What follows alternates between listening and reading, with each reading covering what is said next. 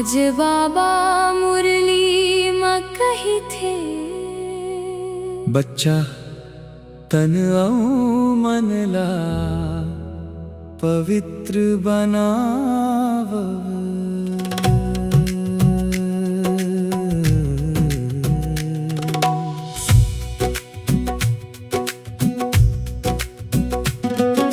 सात्विक भोजन मीठा बोली सुख शांति के आधार। प्रकृति मैया के गोदी में छुपे हवे अमृत अपार। आयुर्वेद अपनाव रे, स्वस्थ जीवन पाव रे। पहली सुख निरोगी काया, घर घर संदेश सुनाव रे। राजयोग के शक्ति लेके मन के दीप जलाव रे। आयुर्वेद अपनाव रे, स्वस्थ जीवन पाव रे।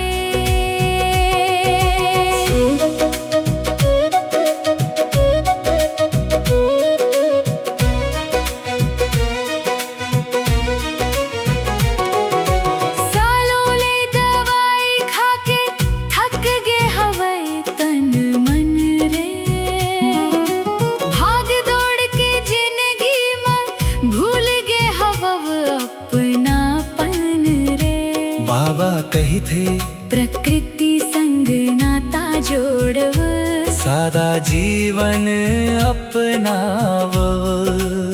नीम गिलोय तुलसी ले, स्वास्थ्य के दीप जलाव। आयुर्वेद अपनाव रे, स्वस्थ जीवन पाव रे। रोग मिटही तन खिलही, नवा उमंग जगाव रे।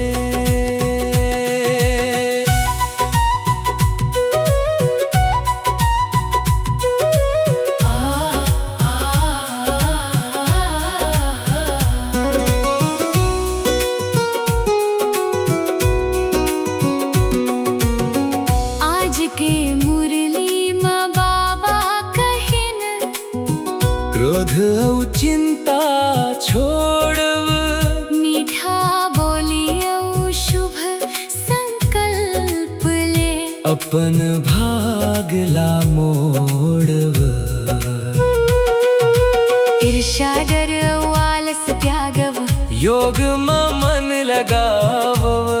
शिव बाबा के याद के शक्ति ले। अंतर ज्योति जगाव। ओम शांति गूंजे घर घर, सुख के फूल खिलाव रे। आयुर्वेद और राजयोग ले, नवा सवेरा लाव रे।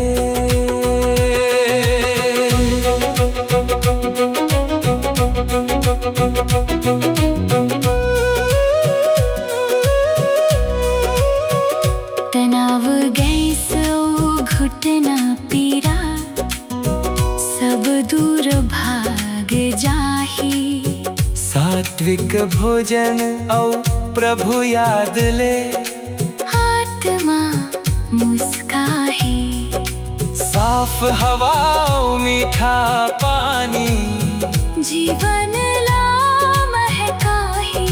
प्रकृति मैया के औषधि ले, हर दुख दूर जाही। आयुर्वेद अपनाव रे, स्वस्थ जीवन पाव रे। रोग मिटे और तन खिले, खुशहाली घर लाव रे।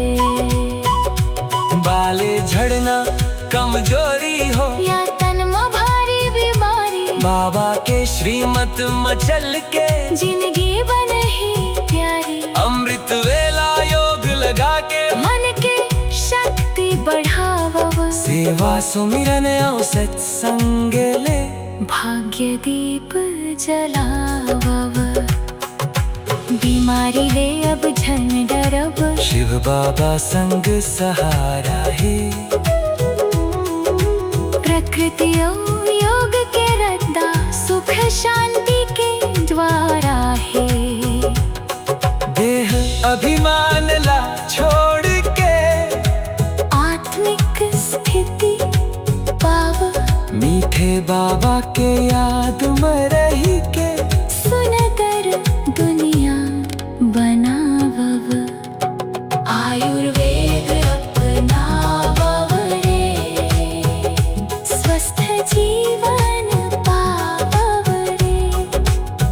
पहली सुख निरोगी काया घर घर संदेश सुनावव रे। राजयोग के शक्ति लेके मन के अंधियारा भगावव रे। ओम शांति के दीप जला के धरती स्वर्ग बनावव रे। आयुर्वेद अपनावव रे। स्वस्थ जीवन पावव रे। शिव बाबा के श्रीमत में चल के सुख शांति घर ला